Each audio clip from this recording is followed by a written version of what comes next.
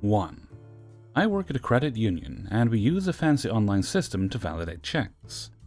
It was designed by the guy from Catch Me If You Can.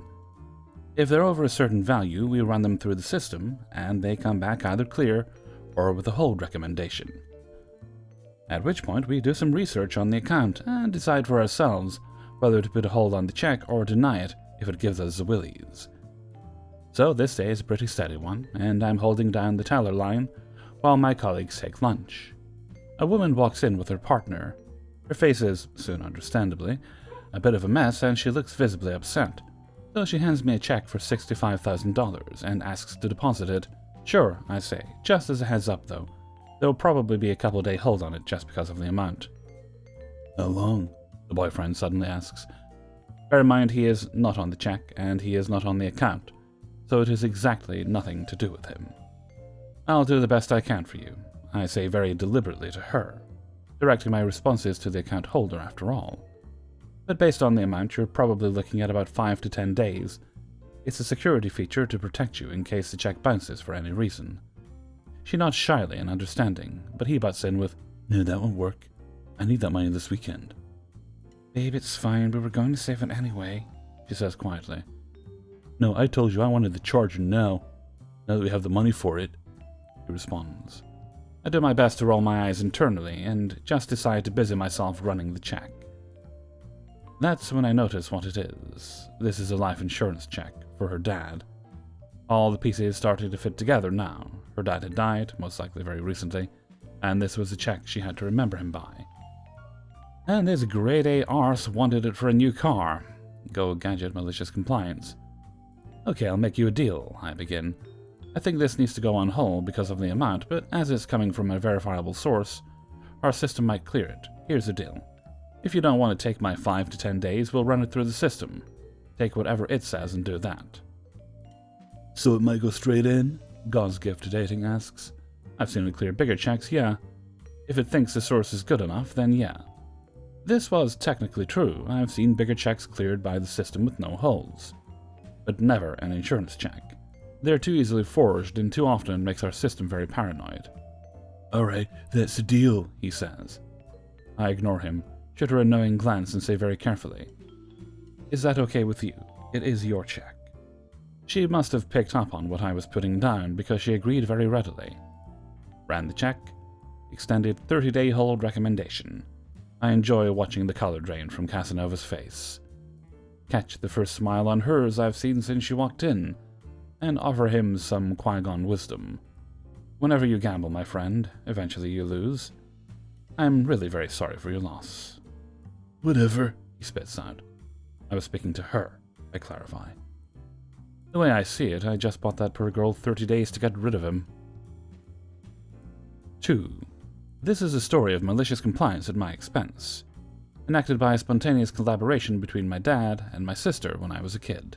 It happened like this. We had a dog.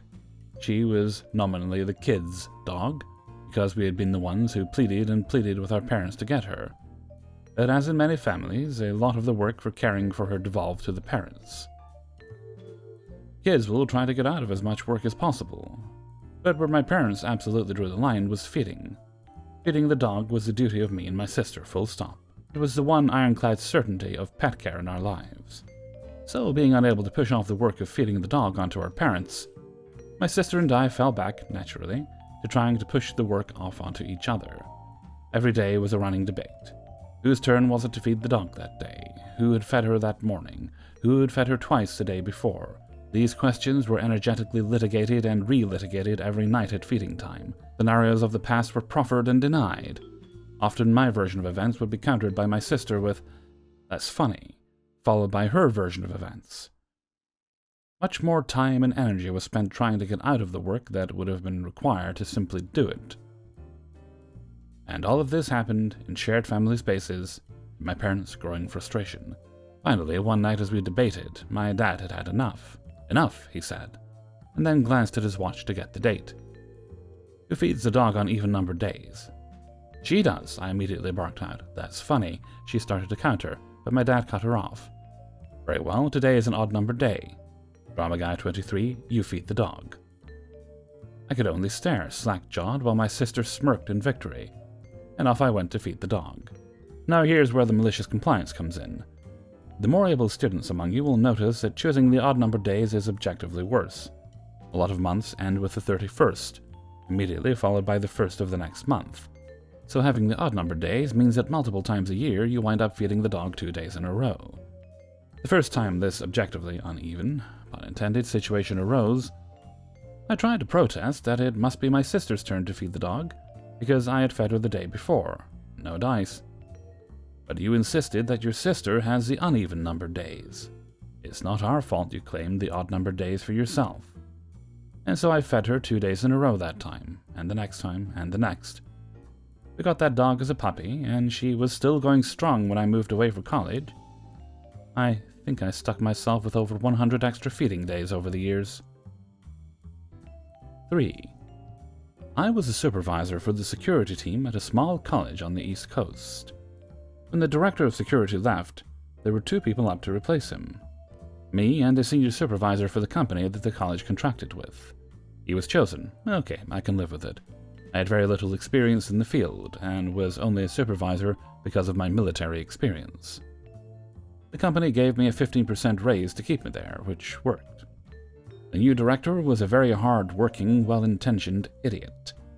He did work hard, but he had no idea how to manage anything, and was more concerned with finding projects that he could put on his resume than with what the team could realistically accomplish.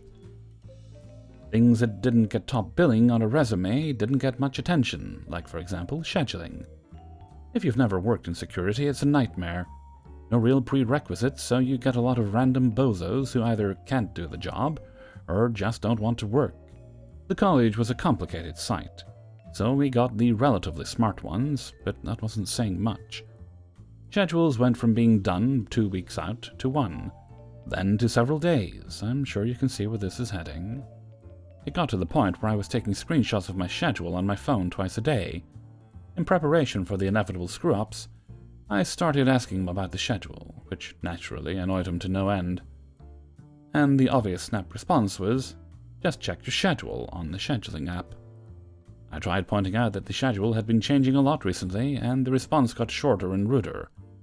For the sake of perspective, I called him at 8:30 at night once, because my schedule had changed since lunchtime, to have me in at 5 a.m., and he hadn't bothered to let me know. Then the malicious compliance fairy waved her magic wand, and I heard the angelic chorus, "Okie dokie. If you're going to be a dick about it," on Friday, I noticed I was not scheduled for the morning shift on Saturday, which I normally covered. I knew we didn't have anyone hired for that shift. I asked the only other person who could work weekend mornings. Nope, he wasn't scheduled, and I had just been yelled at for not following the schedule. And you're damn right I turned my ringer off before I went to bed. So when I rolled out of bed at 8 the next morning, I had 13 missed calls, most from the new director. But 2 from a senior supervisor and 1 from middle management at the company office. So new director, being a dick, called in higher management when he couldn't get a hold of me. So naturally, I called back the most important people first. "Why no, company director. I had no idea a new director would expect me to be there.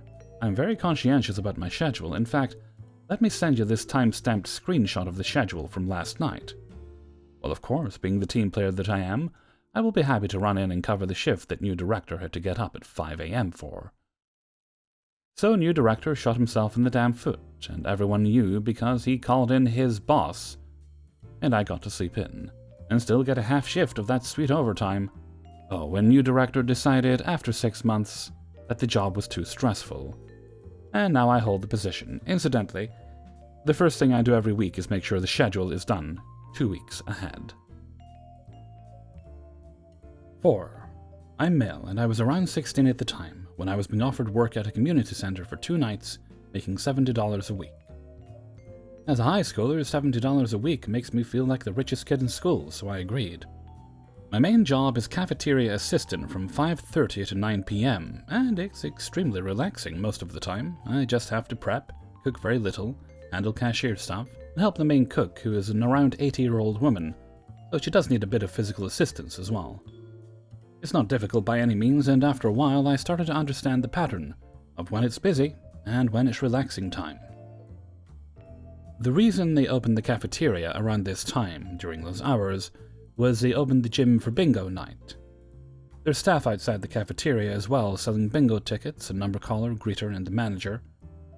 At random times, when it's usually quiet in the cafeteria, my manager asks if I could help the floor by going around selling tickets and merchandise. Usually it was at reasonable times, when I know I can leave the main cook to be on her own, so I never refused. Also, the customers sometimes give me tips when their tickets are winners, so that's good as well. One day, when I came to one of my shifts, I suddenly felt like something was off.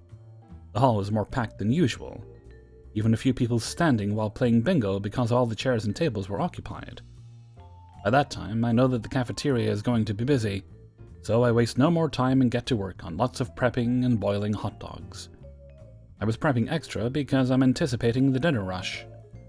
During the prep time, my manager suddenly came to the cafeteria and without hesitation, she told me to drop whatever I'm doing and go out to the floor and help her sell tickets.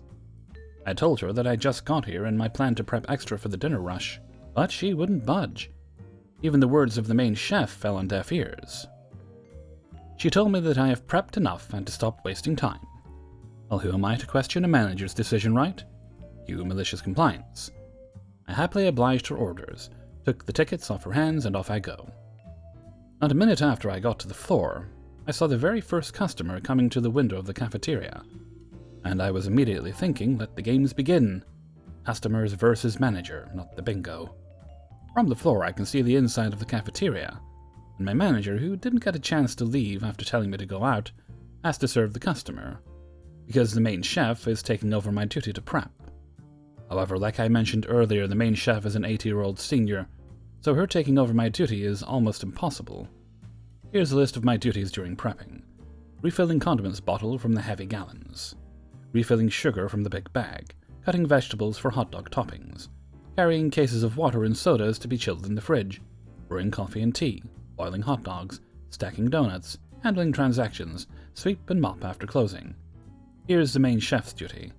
Making hoagies and salads. Monitoring my tasks. I'm literally doing all the heavy lifting because I'm physically capable. She is not. She's even having trouble handling the transactions because her eyesight isn't good. It takes her a short while to determine certain dollar bills. Anyway, that one customer at the cafeteria becomes two, and after a few seconds my prediction was correct. After I made it down to the end of the gym floor, I turned back, and there is now a long line of customers in front of the cafeteria. I can't hear what's going on because the end of the gym floor is pretty far from the cafeteria, but I can judge by the silhouette of my manager's body movement and the customer in front of her that things do not look good.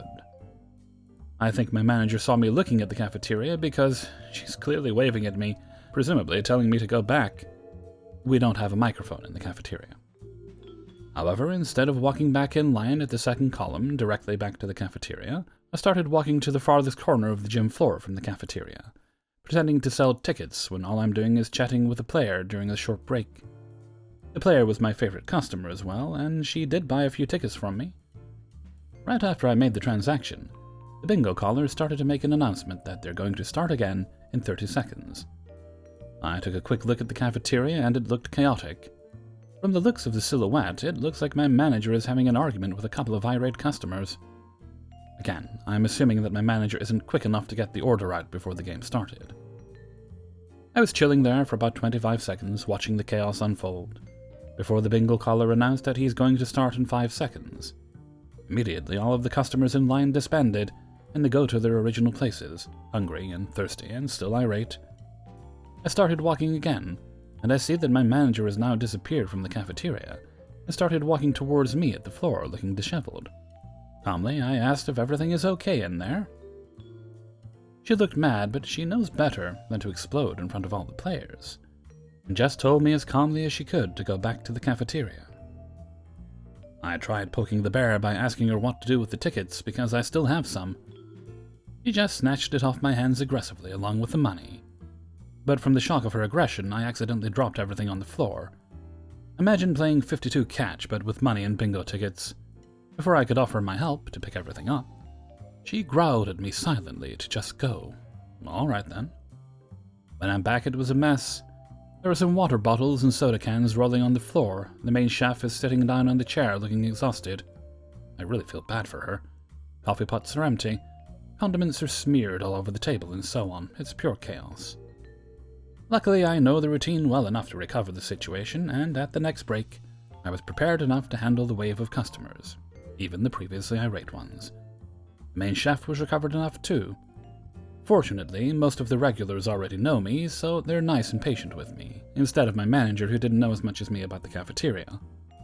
After the wave is over, I took the time to prep again for the next one. And suddenly my manager walked in. Looks like she calmed down just enough to compose herself to approach me. Instead of walking away, she's coming at me. After seeing the state of recovery I just pulled, she asked why I didn't come back when the cafeteria was busy. I told her that I didn't know. I was too far, and she told me to sell those tickets. So I assumed that I'm not allowed to come back until I sold everything. She really didn't have much to say after that, took a bottle of water, and just left. The main chef and I just started laughing silently after the manager left. Never underestimate the pettiness of a teenager. Well, at least me when I was a teenager. 5. I practice as a licensed optician in Canada. While opticians are technically a healthcare profession and regulated similarly to nurses and pharmacists, much of the jobs are glorified sales positions. Prior to moving into the lab side of the industry, that is the manufacture and finishing of prescription lenses, I worked for an independent optician's practice, first as a student, and then when I first got my license. It was a largish practice, with 2 doctors and a team of 4 opticians and 4 regular staff. The owner, one of the opticians, was a bit of a handful. She wasn't a particularly good optician. She knew very little about the profession or lens technologies, but she was an unbelievably savvy business person and had kept her business afloat for over 2 decades. She had this cult-like following among the customers for a variety of reasons. First, at least 3/4 of our patients were from the same community and culture as her, sharing things like friends and language. Secondly, she did offer decent pricing, and on eyewear that can mean a lot of savings. Finally, she allegedly did things with their alleged health insurance that would, allegedly, be questionably legal. Allegedly. This opinion of my former boss created a very strange environment for the rest of the staff. It meant that a good portion of the patients wouldn't actually interact with us, or in some cases speak to us at all. And one can imagine this made for some awkwardness, and it also made doing our jobs difficult. You can't very well fit someone for eyewear if they actively refuse to speak to you. One day we got a poor Google review that leveled a number of accusations against the practice, though not my boss, and among them was a comment about not being properly greeted when they walked into the practice. As a rule, if you weren't with someone and the door opened, you offered a cheery "hello." My boss flew into this rage, blasting her usual punching bag for some reason over this and then turning on the rest of us. A new policy was instituted. No matter what, you must greet new arrivals. Later that week, I was fitting a patient with contact lenses, a type of paid appointment that has a maximum time limit of 90 minutes. They were a regular patient of our clinic, an existing contact lens patient, but they were being fitted with a more fiddly type of lens called a multifocal, hence the hour and a half of chair time. The door to the practice opened, and I failed to greet the new arrival. Though other staff did say hello, the new arrival, while waiting for their optometrist appointment, began to browse for new glasses without the help of any of us. At this moment, my boss talked out of her office and snatched the file and pen out of my hands. Go and help X. But I have a patient. No, you're going to help X. I say to my patient, I'm really sorry, I'll be back. I left patient Y simply sitting there, while I approached patient X. They very firmly told me, after I had greeted them, that they would not talk to me, only my boss. I shrugged and returned to my patient, angry and embarrassed. I decided to make my point. In the following weeks, every time anyone walked into the store, I stopped what I was doing and went to greet them. Unpacking orders? That can wait. Someone's walked in. Cutting lenses on a rush job? That can wait. Someone's walked in. Fitting a patient with lenses or dispensing purchased eyewear? These things can wait. Someone's walked in. I was always extremely polite about it, and I always pretended, at least to the patients I would step away from, that it was a bit overwhelming, but like a good soldier, I was going to do my job. 9 out of 10 times the patients would shoo me away because they would only deal with my boss, and that was fine with me. I would be back doing my previous task in no time. Finally, a patient bought into my act and said something to my boss. I was worried it would be a complaint, something to the effect of, "Your staff member walked away from helping me when," but it wasn't. The patient told my boss that it seemed like all of the opticians were juggling too many people, and that I sounded more stressed than normal. Then came the magic words. An optician shouldn't have to stop what he is doing to run over to say hello to someone just to be told to go away while helping me. The following Monday, change was in the air. We had a new rule. Say hello to new arrivals and help them, if you can. I left not long after all this went down, moving to a better job, but the industry is small enough that I know all of that alleged stuff, well, let's just say someone's hands were allegedly red. Hey everybody, Hellfreezer here, and thank you very much for listening to Revenge is Ice Cream, episode 123. And thank you very much to everybody who allowed me to use their stories in this video. If you enjoyed the video, then please do the things and the stuff. I like it when you do that. Ooh, it makes me so happy. But really though, sharing the video around is very helpful. Alright, let's see what other business. Oh yes, if you would like to get some Hellfreezer merchandise, there is a link to my Teespring store in the description below. If there's something you would like that doesn't exist, then let me know, and it's entirely possible I can come up with a design or something for it. Alright, let's see. I do have a birthday shout-out to do right before we go. This birthday shout-out goes to Alec, and it comes from Sylvia. I don't know how old you are. Well, your birthday was actually last Wednesday, but I was not well last week, so I forgot to do it. There was a video, but that's also why I missed a couple of videos last week. Still not well this week, but I'm going to try and do my best to keep things going because the channel has to keep running because no one else can do it. Right, let's see. Right, I think that takes care of that. Doesn't specify a birthday song, but you know what? I'm going to have a bit of a sing-song. Happy birthday to you. Happy birthday to you. Happy birthday, dear Alec. Happy birthday to you. Alright, let's see. Was there anything else I wanted to say? I don't think so. I did mention Teespring. Other links in the description, like Patreon, Twitter.